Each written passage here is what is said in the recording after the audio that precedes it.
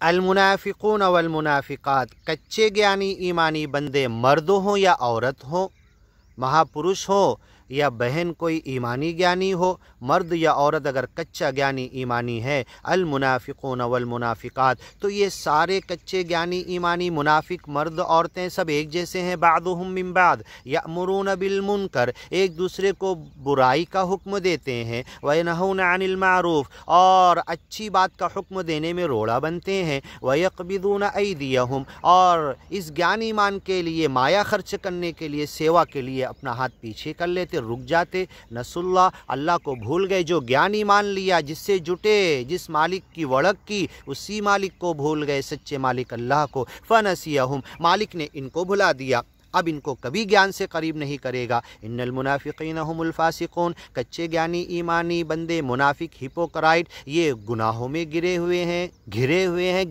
हैं, फंसे हुए हैं।